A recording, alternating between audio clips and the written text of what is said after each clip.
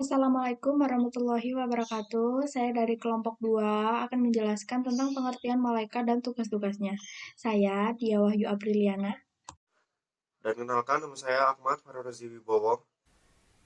Perkenalkan, nama saya Arya Fitra Ananda. 1. Pengertian iman kepada malaikat. Iman secara bahasa artinya percaya atau yakin. Iman dari segi istilah artinya meyakini setulus hati yang mengakar kuat, mengucapkan dengan lisan, dan mengamalkan dengan seluruh anggota badan. Menurut M. Quraish Shihab, kata malaikat berasal dari bahasa Arab, yaitu malaikah, yang merupakan bentuk jamak dari kata malak, yang terambil dari kata la'aka, yang berarti menyampaikan sesuatu. Jadi, malak atau malaikat adalah makhluk yang menyampaikan sesuatu dari Allah SWT. Menurut istilah, malaikat adalah makhluk gaib yang diciptakan oleh Allah SWT dari cahaya, sebagai utusan Allah SWT yang taat, patuh, serta tidak pernah membangkang terhadap perintah-perintahnya. Iman kepada malaikat adalah meyakini dengan sepenuh hati bahwa Allah SWT menciptakan malaikat sebagai makhluk gaib yang diutus untuk melaksanakan segala perintahnya. 2. Hukum beriman kepada malaikat. Beriman kepada malaikat hukumnya adalah fardu ain. Ia merupakan salah satu rukun iman selain iman kepada Allah, kitab-kitabnya, rasul-rasulnya, hari akhir, dan qada dan qadar. Hal ini berdasarkan pada beberapa sumber dari Al-Quran dan hadis sebagai berikut. A. Quran Surat Al-Baqarah, surat kedua, ayat 285, yang artinya, Rasul Muhammad beriman kepada apa yang diturunkan kepadanya, Al-Quran, dari Tuhannya. Demikian pula orang-orang yang beriman. Semua beriman kepada Allah, malaikat-malaikatnya, kitab-kitabnya, dan rasul-rasulnya. Mereka berkata, kami tidak membeda-bedakan seseorang pun dari rasul-rasulnya, dan mereka berkata, kami dengar dan kami taat. Ampunilah kami, ya Tuhan kami, dan kepadamu tempat kami kembali. B. Quran Surat An-Nisa, surat keempat, ayat 136, yang artinya, wahai orang-orang yang beriman, tetaplah beriman kepada Allah Subhanahu wa Ta'ala dan Rasul-Nya Muhammad SAW, dan kitab Al-Quran yang diturunkan kepada Rasul-Nya, serta kitab yang diturunkan sebelumnya. Barang siapa ingkar kepada Allah Subhanahu wa Ta'ala, malaikat-malaikatnya, kitab-kitabnya, rasul-rasulnya, dan hari kemudian, maka sungguh orang itu telah tersesat sangat jauh.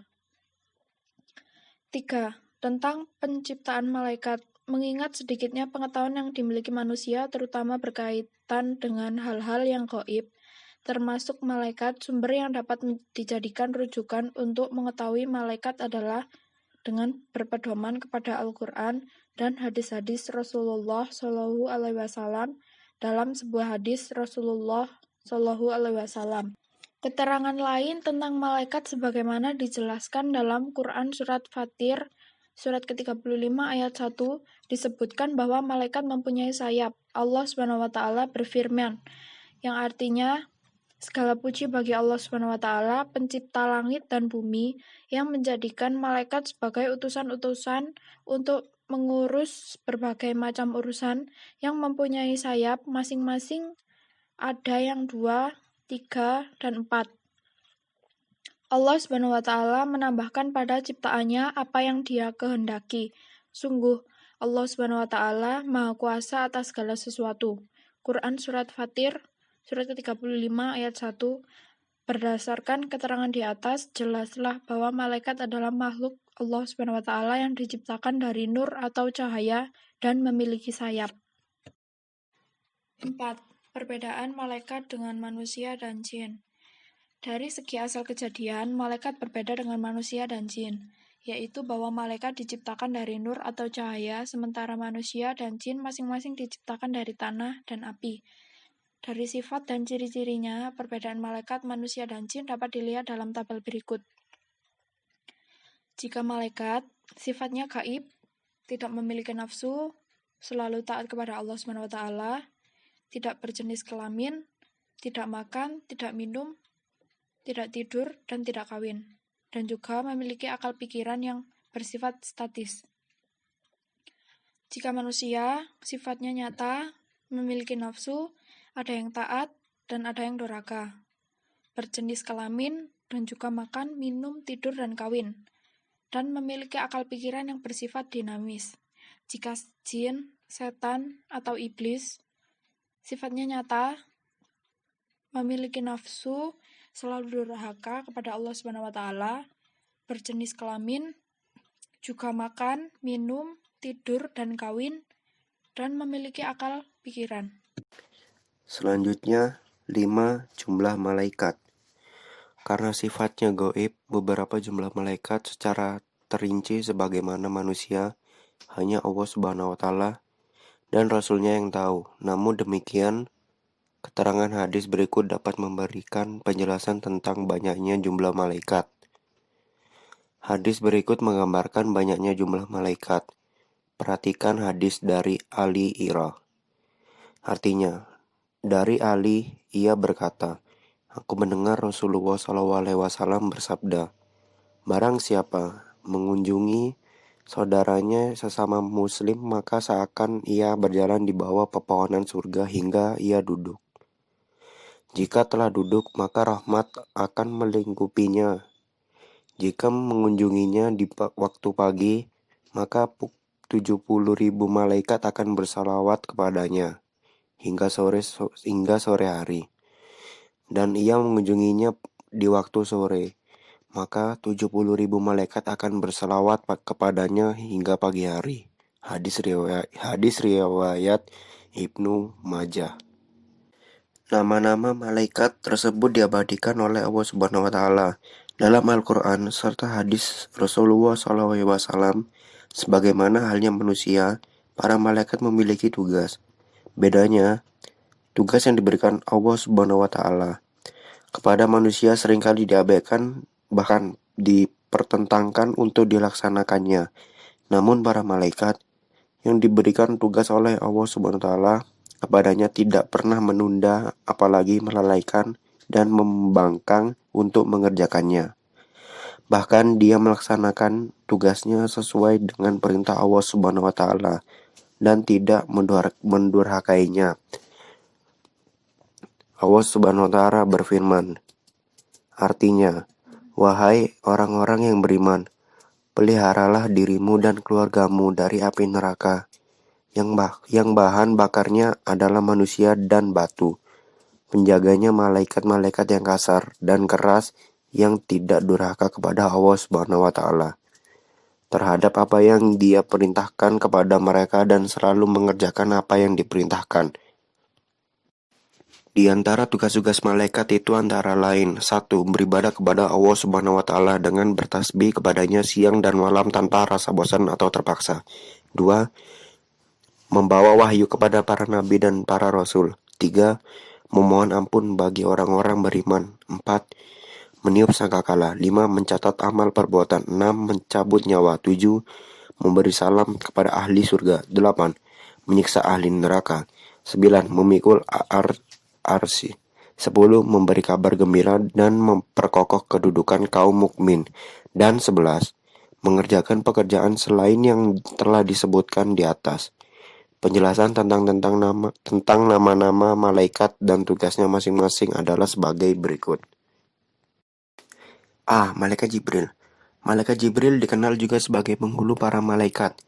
Ia adalah satu dari 3 malaikat. Malaikat Jibril memiliki beberapa nama lain atau julukan. Di antaranya adalah Ruh Al-Amin dan Ruh Al-Qudus.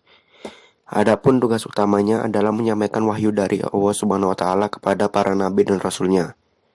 Malaikat Jibril pula yang menyampaikan berita kelahiran Nabi Isa kepada ibunya Maryam dan menyampaikan Al-Quran kepada Nabi SAW. Dalam kisah suci perjalanan Isra Mi'raj, sesampainya di pos perjalanan Sidratul Muntaha, Malaikat Jibril tidak sanggup lagi mendampingi Rasulullah SAW untuk terus naik menghadap Allah Subhanahu wa Ta'ala. Ia berkata, aku sama sekali tidak mampu mendekati Allah Subhanahu wa Ta'ala. Perlu waktu 60.000 tahun lagi aku harus terbang untuk dapat aku capai. Jika aku terus juga ke atas, aku pasti hancur dulu. Maha Suci Allah Subhanahu wa Ta'ala. Ternyata malaikat Jibril saja tidak sampai kepada Allah Subhanahu wa Ta'ala. B. Malaikat Mikail. Malaikat Mikail adalah malaikat yang diberi tugas untuk mengatur urusan makhluk Allah Subhanahu wa Ta'ala, sekaligus mengatur rezeki terutama kepada manusia. Ia bertugas mengatur air, menurunkan hujan atau petir, membagikan rezeki pada manusia, tumbuh-tumbuhan juga hewan-hewan, dan lain-lain di muka bumi ini. Malaikat Mikail termasuk salah satu malaikat yang menjadi pembesar seluruh malaikat selain malaikat Jibril. 1. Ketika malaikat Jibril menjalankan tugas membelah dada Nabi Muhammad SAW untuk dicuci hatinya karena akan diisi dengan iman, Islam, yakin, dan sifat hilim, ia mengambil peran sebagai pengambil air Al-Kautsar, air atau air Zam-Zam, untuk dijadikan sebagai pemicu hati Nabi Muhammad SAW. Ketika Nabi Muhammad SAW mendapat kepercayaan untuk melakukan Isra dan Mi'raj, malaikat Mikail bersama Jibril ikut mendampingi selama perjalanan. 3. Malaikat Mikail juga bertugas untuk menyampaikan lembaran kepada malaikat maut. Dalam lembaran itu tertulis sangat detail nama, tempat, dan sebab-sebab pencabutan nyawa bagi orang yang dimaksud. Selanjutnya, ada malaikat Israel. Malaikat Israel diberi tugas mencabut nyawa semua makhluk termasuk dirinya sendiri. Ia dikenal juga dengan sebutan malaikat maut. Ia merupakan salah satu dari 4 malaikat utama selain Jibril, Mikail, dan Israfil. Sewaktu malaikat Israel menjalankan tugasnya mencabut nyawa, ia akan turun ke dunia bersama-sama dengan 2 kumpulan malaikat, yaitu malaikat rahmat, malaikat azab. Untuk mengetahui di mana seseorang akan menemui ajalnya adalah tugas dari malaikat Arham. Selanjutnya ada malaikat Israfil. Malaikat Israfil diberi tugas meniup sangkakala. Israfil selalu memegang trompet suci yang terletak di bibirnya selama berabad-abad, menunggu perintah dari Allah Subhanahu wa Ta'ala untuk meniupnya pada hari kiamat. Tiupan pertama akan menghancurkan dunia berserta isinya. Tiupan kedua akan mematikan para malaikat, dan tiupan ketiga akan membangkitkan orang-orang yang telah mati dan mengumpulkan mereka di padang mahsyar. Selanjutnya ada malaikat Munkar dan Nakir. 2 malaikat yang bertugas menanyakan dan menguji iman yang sudah mati di alam kubur. Pemeriksaan akan dimulai ketika pemakaman selesai dan orang terakhir dari jamaah pemakaman telah melangkah 40 langkah dari kuburan. Malaikat Munkar dan Nakir akan menanyakan 3 pertanyaan, yaitu: siapa Tuhanmu? Siapa nabimu? Apa agamamu? Apa kitabmu? Di mana kiblatmu? Siapa saudaramu? Seorang mukmin yang soleh akan merespon dengan benar, mengatakan bahwa Tuhan mereka adalah Allah Subhanahu wa Ta'ala, Muhammad adalah nabi mereka, agama adalah Islam, Al-Quran adalah kitab mereka, Ka'bah adalah kiblat mereka, dan muslimin dan musliman adalah saudara mereka. Lalu selanjutnya ada malaikat Raqib yang bertugas mencatat segala amal kebaikan manusia. Ia bersama malaikat Atid yang bertugas mencatat amal buruk, selalu berjalan beriringan. Kedua malaikat ini sangat jujur dan tak pernah bermaksud kepada Allah Subhanahu wa Ta'ala. Mereka mencatat dengan penuh ketelitian, sehingga tidak ada satupun keburukan dan kebaikan yang luput dari catatan keduanya. Lalu yang terakhir ada malaikat Malik. Malaikat Malik adalah pemimpin malaikat yang bertugas di neraka. Lalu ada malaikat Ridwan yang diberi tugas untuk menjaga dan mengawasi surga serta menyambut semua hamba Allah Subhanahu wa Ta'ala yang akan masuk ke dalamnya.